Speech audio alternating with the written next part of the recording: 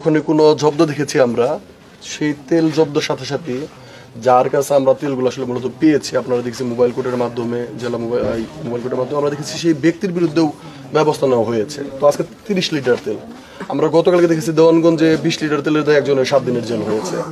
তো আজকে সেই যে ব্যক্তির কাছে এগুলো ধরা পড়েছে, যে এগুলো বহন করতেছিল, তার বিরুদ্ধে আপনারা কোনো ধরনের ব্যবস্থা নিয়েছেন কিনা?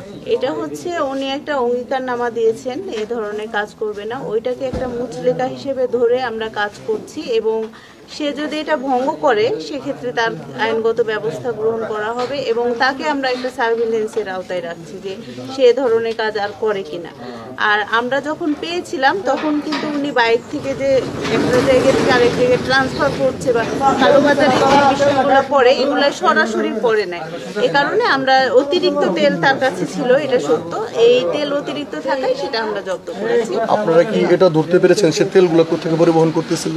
না, এটা এই জন্য আমরা তাকে সার্ভিলেন্সের আওতায় রেখে পুলিশ তদারকি করবে, আমাদের হচ্ছে যে জামালপুর এবং শেরপুরের পুলিশ টিম, এছাড়া প্রশাসনও তদারকির মধ্যে রাখবে তাকে। সে কি ফ্রি থাকবে? সে ফ্রি থাকবে। সে যদি এ ধরনের কাজ আবার করে বা আমাদের তদন্তে যদি আরো তথ্য বের হয়ে আসে তখন তার বিরুদ্ধে ব্যবস্থা নেওয়া হবে। 30 লিটার তেল জব্দ করা হয়েছে।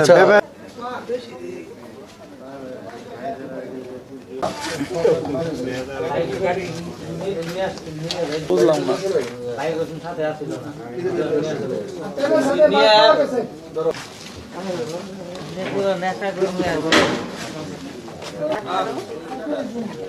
চার সকাল 10টায়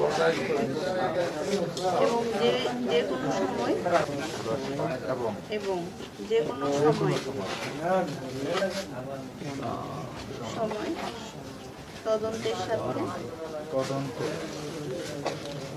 কারণ নাই